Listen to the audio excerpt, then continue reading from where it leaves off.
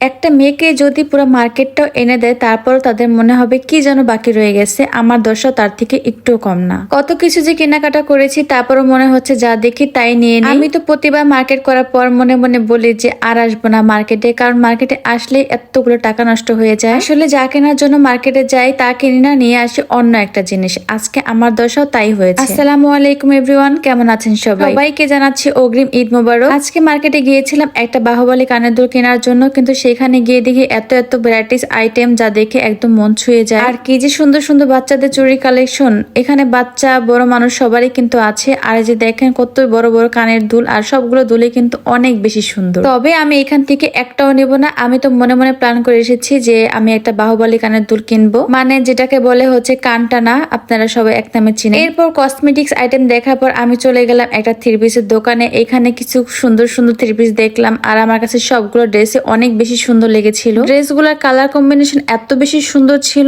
আমার কাছে প্রতিটা থ্রি পিস অনেক বেশি সুন্দর লেগেছে। আমি তো দোকানটা ঘুরে ঘুরে দেখতেছিলাম যে আর কি থ্রি পিস নেওয়া যায়। অলরেডি আমি অনেকগুলো থ্রি পিস কিন্তু বানিয়ে ফেলেছি আমার নিজের জন্য, কিন্তু কথায় আছে না, মেয়ে মানুষ বলে কথা, তারা যত নেবে ততই তাদের লাগবে, যতই থাকুক তারপর দেখলে কিন্তু আরো নিতে ইচ্ছা করে। তো আমিও তার ব্যতিক্রম কিছুই না। তবে বিশ্বাস করেন প্রত্যেকটা থ্রি পিসের কালেকশন এত বেশি সুন্দর, আর আমার কাছে কেন জানি যে হোয়াইট কালার তারপর ব্ল্যাক কালার এর মধ্যে বেশি চোখ আটকে যাচ্ছিল। তবে আমি ভেবেছিলাম যে এখান থেকে আমি কিছু থ্রি পিস নিব, অবশ্যই তো নিব, কারণ প্রত্যেকটা থ্রি পিস অনেক বেশি সুন্দর। তো আপনারা যারা এই থ্রি পিস গুলো নিতে চান তারা কিন্তু চলে যেতে পারেন শিবচর কবির মেহরুন স্কুলের সামনে।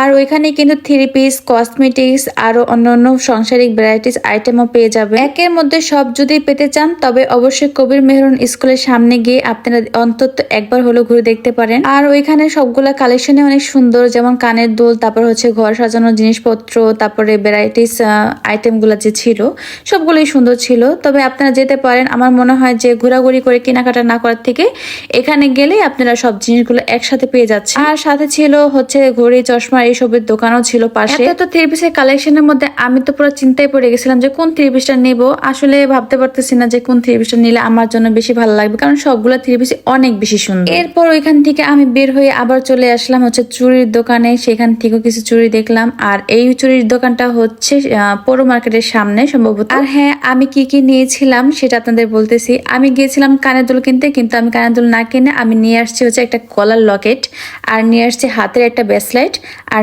নিয়েছি একটা আংটি। এর মাঝে এখান থেকে বের হওয়ার পর দেখলাম 71 সড়ক দিয়ে সুন্দর একটা টেডি যাচ্ছে, আর এটা যেন কিসের একটা বিজ্ঞাপন দিচ্ছিল।